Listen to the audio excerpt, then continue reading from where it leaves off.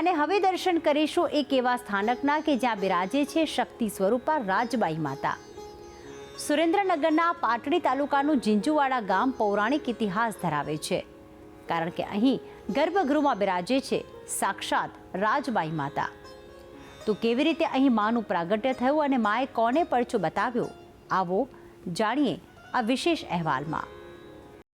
સુરેન્દ્રનગરના પાટડી તાલુકાનું ઝીંઝુવાડા ગામ એક ઐતિહાસિક ગામ છે. અહીં આજે પણ જોવા મળે છે અતિ પ્રાચીન સ્થાનકો, જેમાં લોકોની શ્રદ્ધાનું કેન્દ્ર કહેવાય છે શ્રી રાજબાઈ માતાનું આ ભવ્ય મંદિર.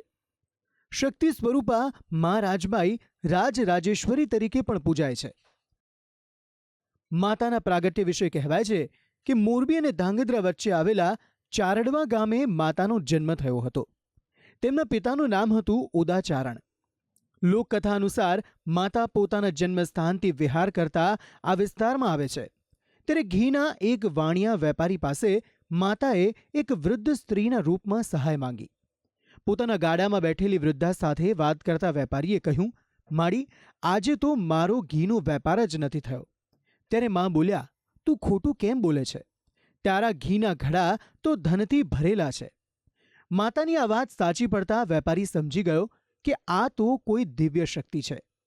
તેણે મંદિરના સ્થાને એક પથ્થર પર માતાને બિરાજવા કહ્યું અને ગામ લોકોને દર્શન માટે બોલાવા જાય છે. આખરે રાત પડી જાય છે, તેથી માતાએ કહ્યું કે હું આ સ્થાને જ રહીશ. ગર્ભગૃહમાં રાજબાઈ માતાની સ્થાપના છે. પ્રાચીન કાળમાં અહીં થતી ગૌ હત્યાને રોકવા માતાએ રાજવનવીરસિંહ ઝાલાને સપનામાં દર્શન આપીને ગૌરક્ષાનો આદેશ આપ્યો. વર્ષ 1416માં યુદ્ધ દરમિયાન રાજાના ભાલા પર માતા ચકલીના રૂપમાં આવે છે અને સિંદૂર પૂરી પરચો આપે છે. આ ચમત્કાર બાદ ગામ લોકોની આસ્થા અનેક ગણી વધી ગઈ. અહીં મંદિરમાં આજે પણ એક કિલ્લાનો ભાગ સચવાયેલો છે, જ્યાં માતા રાજબાઈનું મૂળ સ્થાનક આવેલું છે, જ્યાં આજે પણ માની હાજરીની અનુભૂતિ થાય છે. તો વળી માતાના તે સમયના પૂજારી શ્રી બેચરાનંદજી મહારાજનો પુનર્જન્મ મહારાષ્ટ્રમાં સંત શ્રી ગુલાબરાવ મહારાજના રૂપમાં થયો. પૂજારી શ્રીને પોતાનો પાછલો જન્મ યાદ આવતા તેઓ અહીં માના દર્શન માટે આવ્યા. આ ચમત્કાર આજે પણ તમામ ભક્તોને આશ્ચર્યચકિત કરે છે. અને અમારા ગામમાં ખૂબ જ શ્રદ્ધાભેર ભક્તો અહીંયા આવે છે. અહીંયા આગળ સોની સમાજ, ભાવસાર સમાજ પૂનમે હવન આરતી થાય છે. અને માતાજીની એટલી બધી અમારા સહાયક દેવી છે, એટલે અમારા ઉપર તો એમના ચારે ચાર હાથ એમના અમારી ઉપર છે. જે માતાજીના દિલ્હી દરબારની અંદર પણ ડોલાને માફ કરી નાખે એવા રાજરાજેશ્વરી માતાજી, રાજબાઈ માતાજી, એ ડોલો પણ આપણા માથેથી કર માફ કરાવ્યો છે. ઝીંઝુવાડા, ચરાડવા અને દિલ્હીની અંદર આ માતાજીની અસલ સ્થાનક 3 છે.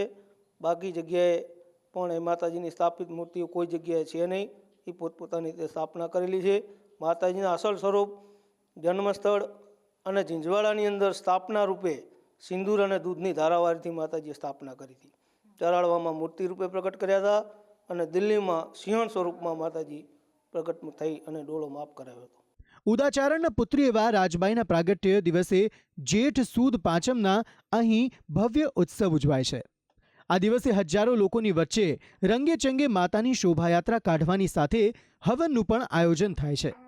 તો આસો સુદ નોમના દિવસે ઝાલા કુટુંબના લોકો માતાને ધજા ચઢાવે છે. તે દરમિયાન થતા યજ્ઞ વગેરેમાં માઈ ભક્તો આસ્થાભેર હાજર રહે છે. નવરાત્રી દરમિયાન થતા ગરબામાં આખું ગામ અહીં પધારે છે. તો આમ મા રાજબાઈનું આ સ્થાનક ગુજરાતના પૌરાણિક વારસાનું એક જીવિત માધ્યમ બન્યું છે, જ્યાં આજે પણ શક્તિની હાજરી અનુભવાય છે. ભક્તિ સંદેશ ન્યૂઝ.